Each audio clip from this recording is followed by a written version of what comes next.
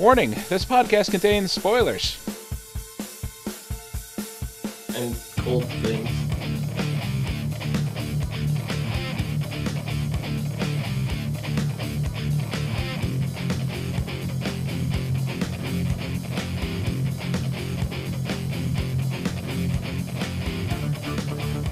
What's up, everyone, and welcome to the ASOTV podcast for Gotham, Season 2, Episode 13, A Dead Man Feels No Cold. I'm your host, Dom. With me, literally, is my co-host, Nikki. Hi. And my co-host, John. I'm much farther away, but hello.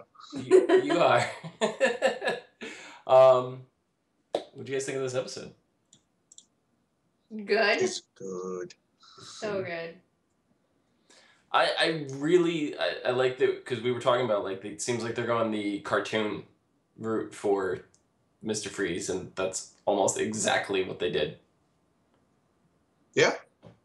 Already. Yeah. See, with one tiny exception. Yeah. Nora's dead. Yeah. So does this mean Victor's gonna be reckless or no? Ruthless. Merciless. I think he's gonna be cold-hearted. I just Makes you say that.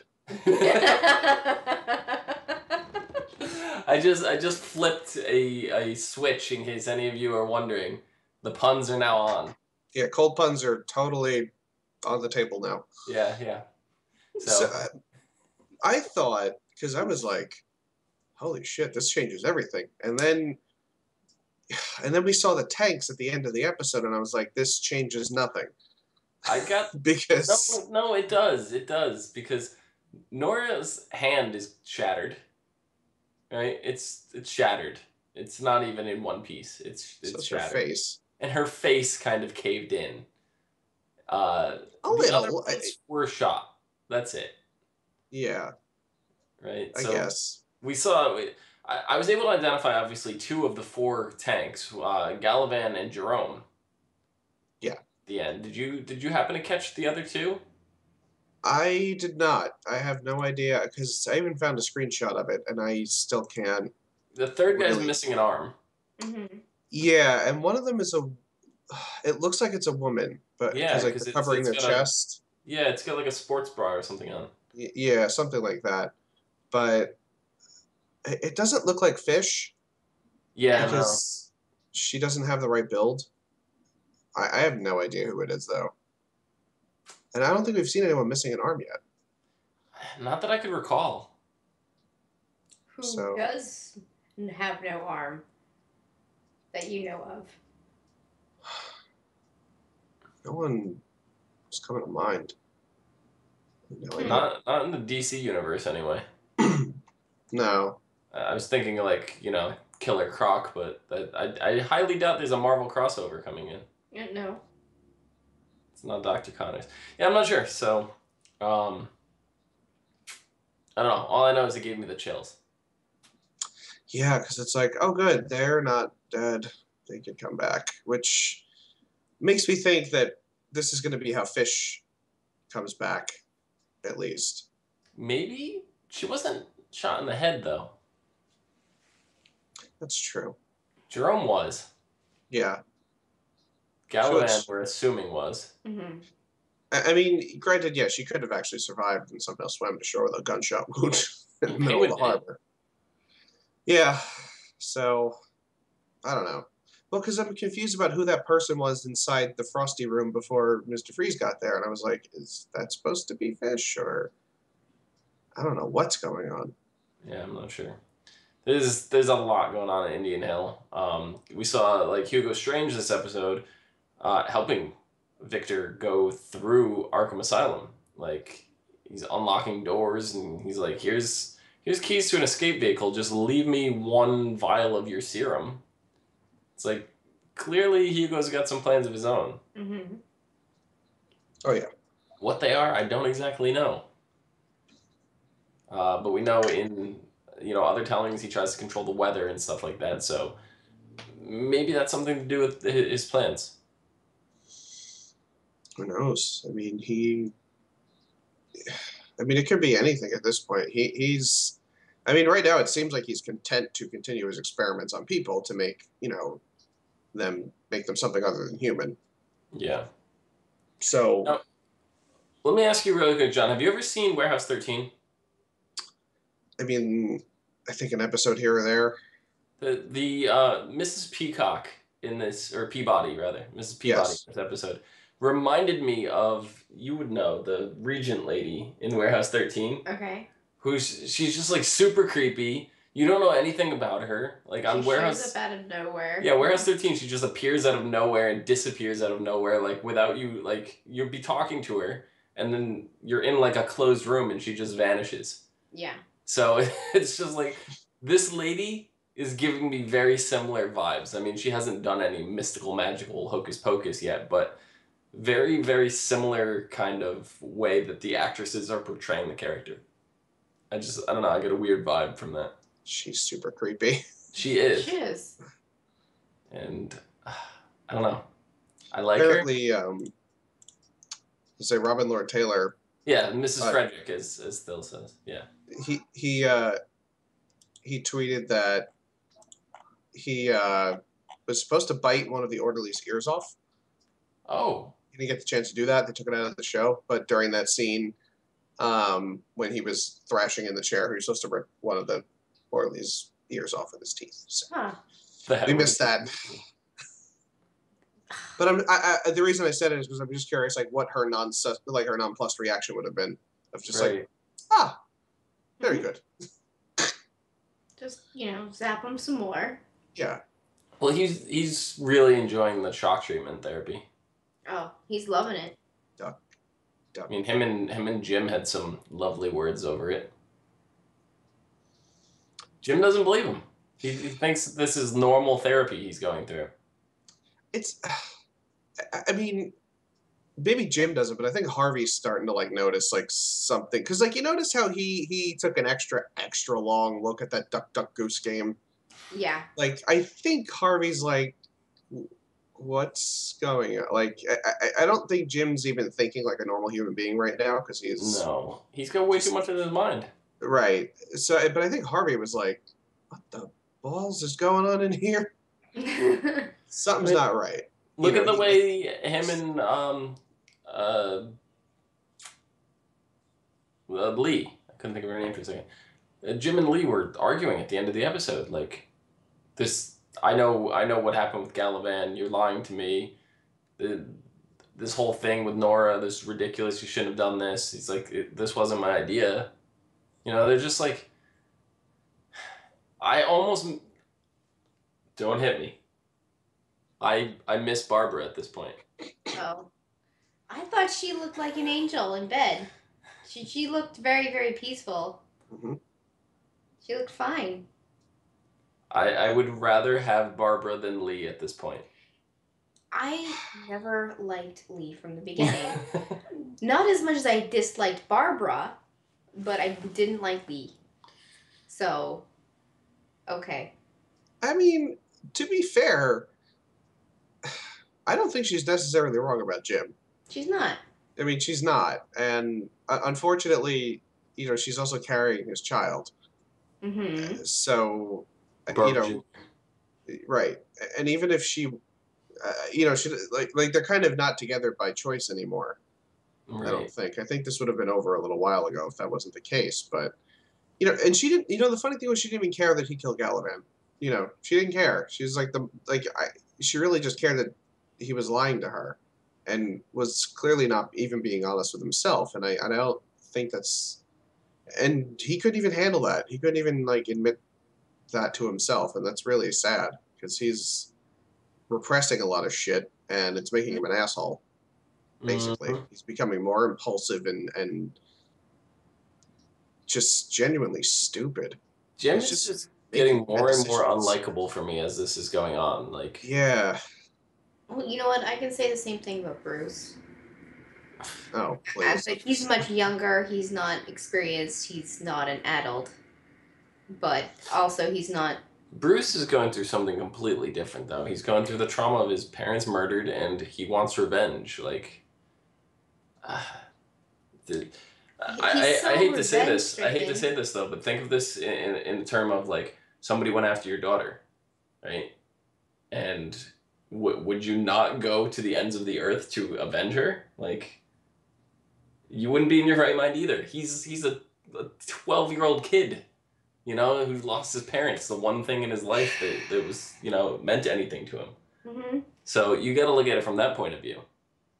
You know, like he's not all there. He's focused on vengeance. That's all he cares about. Like it's just an internal rage. And Yeah. saw how the therapy went with Lee. I wouldn't even call that No. therapy. No, That but was. more I don't know why she thinks she's a therapist. I don't know why she thinks she can do that, because she can't. You know, her one psych rotation in med school doesn't really count. So No, I mean she's definitely not a licensed therapist. She even said that when, what was it? Barbara wanted to talk to her. yeah. You know, she already had her apprehension about doing that to begin with, but that she was the only one Barbara would talk to her. So it might be the same thing. Bruce isn't comfortable talking to anybody, but because he's close with Gordon, they probably set this up. That's probably Yeah, that would make sense. But my thing is like,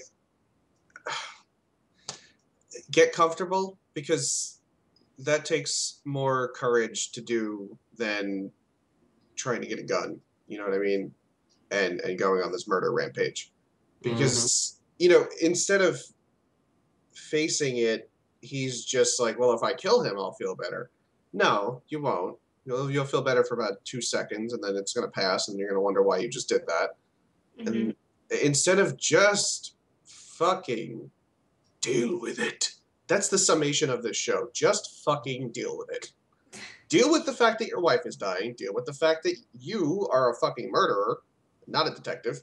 And deal with the fact that your parents are dead. Just deal with it. You'll be fine. The world won't end. You can have feelings. Everything's going to be okay. It would be a very boring show, though. You're right.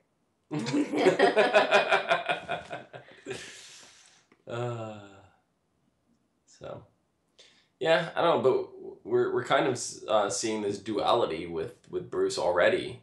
You know, just in that session with Lee, and by the end of it, she's like, "Well, what happened to this Bruce?" And he's that is the question. You know, so we're already kind of seeing the double personas going on, the Bruce and the Batman. You know, it's already coming out. Doesn't have a name yet. No. But it's there. It's the future Batman. And do you guys think, I mean, how close do you guys think he'll get? To Batman? Well, to killing that guy. Oof. I think they'll do it.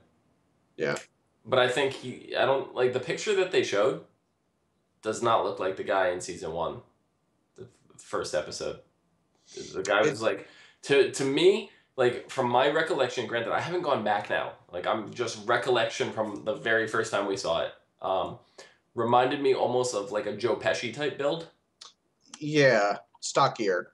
Yeah. So, this guy had more of a Daniel Stern kind of build.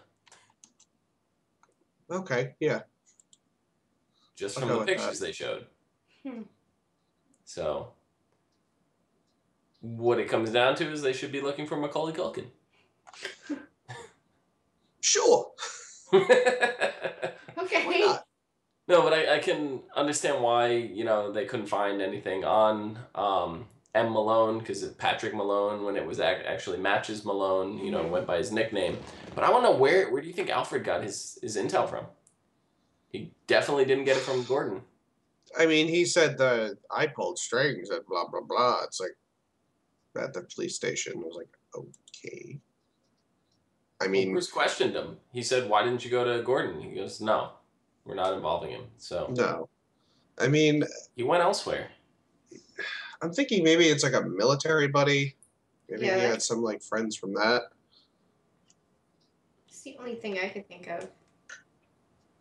Well, what kind of butler is like, look, well, I found this information out, and we're going to go kill this guy, but I'm going to do it. Like, what kind of role model butler is Alfred? Yeah. it's weird because he's been trying to teach Bruce to be honorable and able to defend himself. But this is different. This is like, I don't know why you'd want to teach a kid this. I don't. My only thought is that he knows that Bruce wants to do this anyway, so he's like, "Let me." I don't like it, but I have to. I have to do this for him because that's exactly the reason. Alfred sees no way of stopping Bruce, so he's just going to take the forefront and help him with it. Yeah, I kind of see that because if he lets it go unchecked, Bruce is going to go on his own. Mm-hmm. Bruce has already run away, before. He's got Selena. For various reasons. Alfred knows Selena's connections, and how they couldn't even find Selena for the longest time, so let alone Selena and Bruce, So it would come down to Alfred's got to beat Bruce to it, so at that point you might as well just clue him in on it, because we see Selena creeping in through the window later when Alfred's, out of town, and Bruce is like, look, give me a gun. I want to kill him. Alfred doesn't know. So he's already planning it. Mm-hmm. So imagine what he would be doing if Alfred didn't help him. Oh, forget it. I mean, it would... and kudos to Selena, because she's like, no. No, I'm not. Like, so you couldn't even push the guy out the window. How are you going to shoot someone? That's completely different. I mean, I feel like, and they showed like a little clip for the next episode, like he's giving the Inigo Montoya speech. You kill my parents, prepare to die. Whatever. Okay. And it was so weird because it's just like that's not who you're supposed to be. I don't get it. And like, what, Selena? Why did you give him a gun? Why did you do that? Why would you end up? Okay, but I think I have a very good feeling that he's going to get right up to doing it, and then that's when it's going to spark in his head, like, I will be just as culpable as this man. Mm-hmm. He took my parents from me, but, like, what right do I have to take his life? And I think that's maybe when the real Batman code of conduct will maybe start to churn in his head. I'm hoping, because if he kills somebody, I'm going to, like, got a blemish on the record. Because even as an adult in the comics, he beat the shit out of him, right? But he never killed him. So here and now, this episode is the first time that the show has 100% deviated from Batman lore. Yes, and that's with Nora's death. Like, I don't see any way that they could try to retcon that and come back from it. Like, she's dead. Like, Jerome and, we mentioned Jerome and Galavan and two other bodies, whatever. They're dead, they're floating, but Indian Hill's going to zombify, bring them back or whatever. But Nora's, like, shattered into pieces. There's no justifying bringing her back. There's no way. It's not even, like, it's not even that. She chose her death. Like, she chose to die, so to bring her back would be kind of, like, why? That seems like a wrong thing to do. Well, yeah, I agree, but like I said, this is the first time we've deviated now from what we know about Batman, be it the movies, be it the comics, the cartoons, whatever. This is deviated. So this is the first time the show has kind of taken its own direction 100%. Everything else could have been finagly blurred into previous canon. Right, and I think... and I think what you said, Nikki, is really significant because she chose to die, and you get into the whole idea of euthanasia and things like that, and mercy killing, whatever. And I as her husband, he really was being very selfish in not letting her have that choice. Because she didn't really want this. This could have just all been done with a long time ago, and galaxy far, far away. Yeah. But you're right. I mean, I think, but does this give us ground to have a more psychotic Mr. Freeze? I hope so. Which could be cool, because he could be, like, fighting for a woman who's dead, and he's just, like, completely lost it. Like in the more current Batman lore, where he actually never even knew Nora.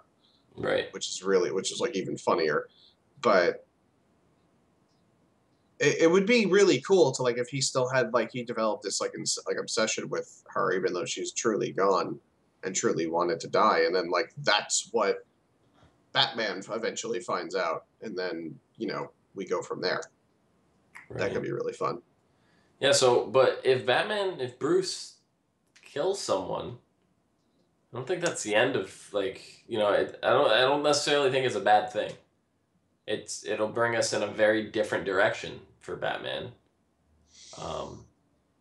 Which, like I said, Mr. Freeze, they're going in a different direction now, and I think that's a good thing. And as much as you guys go back and watch previous episodes of our podcast, how much I was against this, them changing anything in Batman, the Flash just changed things for me. And I'm fine, because this does not have to be my Batman anymore. This is a Batman on an alternate universe, and I can 100% get behind it. Mm-hmm. I'm okay with it now. Mm-hmm. This is my Batman. I never because you watched all the other movies. I did, but I watched Gotham first. So this is your story, yeah. This is mine. Yeah. Just like my first Doctor is the War Doctor. Very, very few percentage of the Doctor Who population can say that. So, but Wendell Marshall in chat saying Golden Age Batman did kill people back in the day, so we could design him to be more like old school Batman. Yeah. So. The other thing is Thomas Wayne in the alternate Flash in Flashpoint, when he became Batman instead, he killed as well. So it could be going that route too. But I don't know. I don't know. What's really funny? I was really like, what would make me watch The Flash is if they covered Flashpoint. I would actually love that. But they already did a cartoon movie of it, so. Right. I mean, neither here nor there. That show's kind of going in that direction, but we'll see. I would love for a crossover, because we already know, based on some information of alternate universes, that Barry and Bruce are friends. They know each other in some way, shape, or form. So if CW and Fox ever wanted to get together and do something like CW and CBS does Supergirl? Yes. Or is it ABC? No, it's definitely not ABC. Not ABC. I think it's CBS. CBS and CW came to an agreement, and they're doing a crossover for Supergirl. So they're trying to link up a bunch of these DC shows. Granted, that's a little bit of a different case because the producers and a lot of the production team is all the same people. But they could do something like that in Gotham, like bring them over, because it's an alternate universe. Earth, what did we call this? 32? Is this 33? 33. This is Earth 33. As far, I don't know, whatever. Whatever. They could do it, and I would love it. It would be really cool because, well, I mean, my only thought was, I don't know, and maybe you guys can answer this for me, is that they're obviously traveling between Earths, but can they travel forwards and backwards in time? Barry can. Yeah. Barry can. Okay. So, because obviously this takes place before that would. Obviously. Yeah. Take place. Well, not necessarily. It could take place concurrently in the alternate universe. That's true. Yeah, that's true. And they could just be behind technologically. Yeah, well, because Earth 2 on The Flash is almost set like a futuristic 80s. So it's interesting, the style. So the styles of the Earths and everything are different. Not everything's the same. And then that's what starts getting me messed up when they start mentioning pop culture references that translate between worlds. And it's like that is the stuff that breaks me. Like, I don't understand how that, when they bring up Jaws references and people from both universes aren't understanding the same reference, like that just blows my mind. So, but yeah, anyway, so for, Lee Silver in chat says he loved how the couples in this episode mirrored each other, but he didn't understand why Leslie was talking to the Sleeping Beauty, aka Barbara. Because Lee is just rushing with the female hormones because she's so preggers. She's nuts. That's exactly what happens. People get nuts when they're pregnant. And that's exactly what Lee was doing. I'm gonna kill this bitch. I'm gonna kill her. Exactly. Is she even showing yet? Yeah, she is. She is? Okay. I want to say she's like 5 months. Okay. I want to say, but I don't know. Wendell says, I think Lee just wanted to unplug Barbara and watch her die. Yeah, that could have been a thought. Probably. Yeah. You guys have anything else for this episode? I feel like I did. I think they could have went a little bit more realistic with Freeze. Instead of making him like a popsicle. Make him look like blue raspberry slushy or something. And then he has Elsa hair that's like crazy, like Einsteinish. I don't even know. Let it go. So I knew that was coming. No, I liked the whole the cryochemicals changed his whole cellular level, and they're that was cool. 20 degrees, is room temperature for him, and it's I like it. It's cool. So they're already talking about how the suit has modifications on it, and he's gonna be able to go out. So what we saw at the end of episode 11, like I predicted last week, had to have been a flash forward. That would make the most sense. Yeah. Because there's no way he would have been in that big of a suit. So obviously that means he's out and about, soon, which is great. Yep. I'm really okay with that. But I just wonder, what will Hugo, like, is he going to be working for Hugo, and what will he be doing with him? That's going to be very interesting to see. I want to say in the beginning he's going to be working for Hugo because Hugo basically brought him back. But he's not going to last long, especially if he's as crazy as we hope he is. Who knows? I just have to say, B.D. Wong is doing an amazing job. Oh, yeah. Hugo Strange. I am so I think this is one of my favorite portrayals of him, like, in any medium so far. He creeps me out. Yeah. He creeped me out in Jurassic World, too. Oh, yeah, he was good in that, too. He does, like, the crazy doctor thing well. Yes. He was really good in Jurassic World. Compare his role from Jurassic Park to Jurassic World. Like, he totally, like, amped that up, He's a great actor. Fucking phenomenal actor. He's doing a great job. And, like, watching him interact with, Freeze here and then lock the police in, it was just great. Mm-hmm. Yeah, really well done. Really well written. I'm very glad to see, like, such an iconic Batman character. Well written. Yeah. Unlike some of the other iconic characters we've seen. Yeah, they had to learn how to write riddles, and I get that. And, Barbara. We'll just call it the Barbara Chronicles. Mm-hmm. Yeah. But luckily she's asleep, so she's talking a lot less. Such a good actress right now. So proud of her. Exquisitely done. No one can play the role quite like her at this point. No. Next episode is called The Ball of Mud and Meanness.